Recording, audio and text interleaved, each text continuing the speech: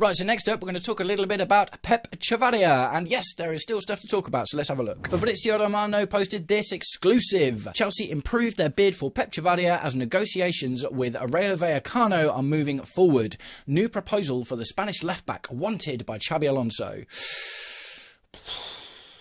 So the last bid was 21 mil. They want 40, 25. I mean, we haven't seen an amount yet. That's the thing. But we have improved the bids. We are trying to get this deal over the line. Xabi Alonso wants this player. And I guess when you look at our left-back situation, look, the other day we were linked to Lewis Hall. And Cy Phillips come out saying that Chelsea was obsessed with him. So I don't think Chelsea are that obsessed with Lewis Hall if we're putting in extra bids for Pep Chavaria. As much as I'd love to see Lewis Hall in the squad, don't get me wrong. It doesn't matter who joins for this season in particular, as long as we've got the spots filled with the kind of players that Xabi Alonso wants, right? I think you can see just from today, like even just from pre-season, like Anselmino came on at left-back in the last game. We've got Landon Emanalo, but he's literally 17 years old, something like that, 18 years old. You know, there's questions about Yoro Hato, who looks to be able to play that left-back, left-centre-back role, don't get me wrong. But then there's Valentin Barco, and, you know, we don't really have any dedicated left-backs. You know, everyone is kind of someone that can play there and do a job, or an academy player.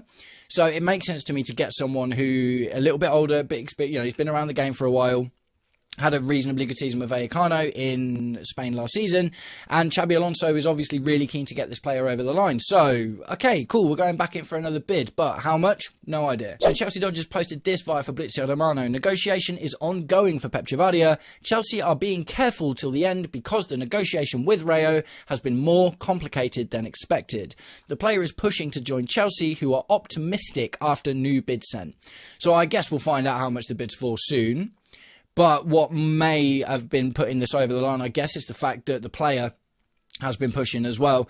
And it's difficult, isn't it? Because, you know, how much power does a player have to push, really? Like, we can have conversations about the likes of a Vinny Jr. or an Mbappe or an Enzo Fernandez or someone like that. Do you know what I mean? How much power do they really have? But how much power does a Pep Chavaria have when his release clause is so clearly, like, massively overinflated to the point where we were invited for a 12 mil bid? This is the thing, is like, even if you, as a fan, think that Pep Chavaria is worth 40 mil, the truth of the fact is, we were invited into the negotiation thinking that a bid in and around 12 million could get the deal done. That's absolutely not what's happened.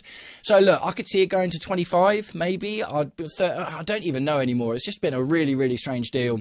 But like I say, you know, the two really positive things, I guess, that might help push this deal over the line is the fact that Pep Chavaria himself is very keen to make the move, and Xabi Alonso really wants the player. Right, so next up, we're going to talk about Trevoh Chalobah again.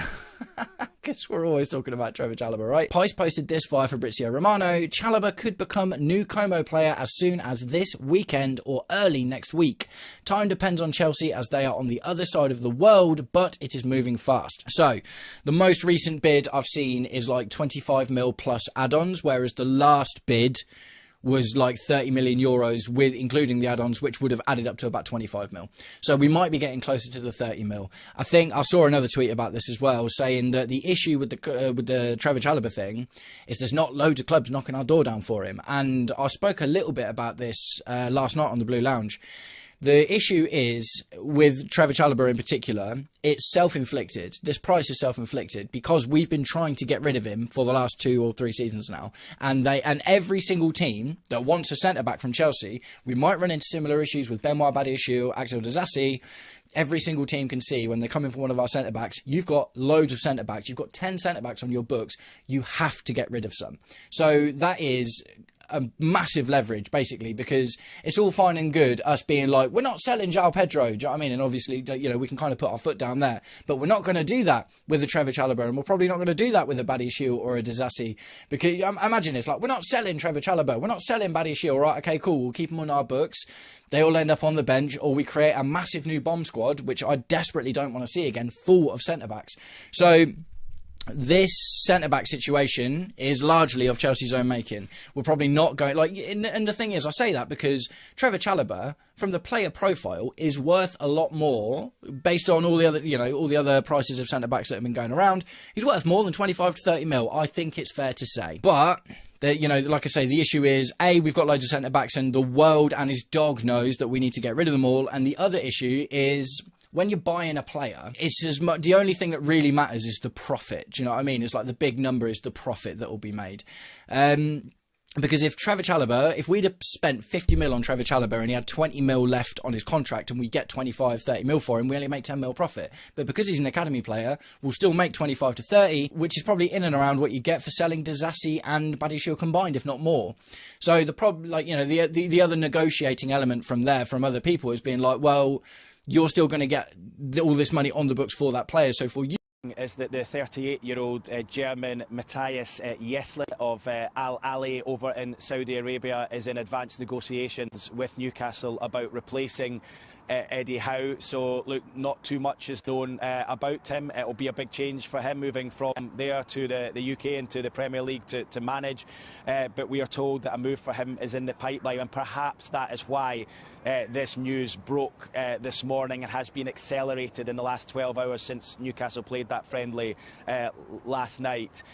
So he is the name in the frame. He is the man we expect to take over. It'll be interesting to see if they manage to announce it before or whether it's when Newcastle are on their pre-season trip to La Manga, the trip that they fly out on tomorrow. I'm told that there was also discussions with Kieran McKenna, the former Ipswich manager. Remember, he's just left to take some time out himself, so there was also talks with him, and also with Antonio Conte, the former Chelsea and Tottenham manager. So look, a couple of big names mentioned there, but it appears as though Jesle is the man that Newcastle... Chavarria to Chelsea is not dead. It never was. What actually happened behind the scenes is a lot more interesting than the rumor mill wanted you to believe. Stick around, because by the end of this video you'll understand exactly why this deal refused to die, and why insiders are now saying it could move fast. Let's rewind. A week ago, a handful of outlets ran with the idea that talks had gone cold. No contact. No progress. Case closed. But that framing missed something important. Silence in a negotiation isn't the same as collapse. Sometimes it means the opposite, that both parties have said what they needed to say, and now it's just paperwork and patience. That's precisely what sources close to the discussions are now describing. Not a breakdown, a pause while the structural details get ironed out. So what's the real sticking point? It comes down to how the fee is broken up. Chelsea's camp wants a lower guaranteed fee with performance-based add-ons stacked on top.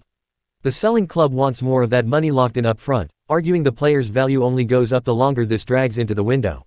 It's a classic financial chess match. Neither side is walking away, but neither wants to blink first either. And here's the part that got lost in all the "deal is off" noise. Both clubs have privately signaled they expect a compromise. That's not the language of a negotiation that's dying. That's the language of one that's working itself out. Now let's talk about the player himself, because this matters more than people give it credit for. Chavarria has reportedly made his preference clear to his inner circle. Chelsea is where he wants to be. Not a vague, open to a move situation. A genuine push from his side to get this across the line before the window narrows. That kind of internal pressure changes negotiations. When a player is publicly patient but privately pushing, clubs tend to find a way to speed things up. Agents start making calls they weren't making a week ago. Suddenly, stalled talks aren't stalled anymore.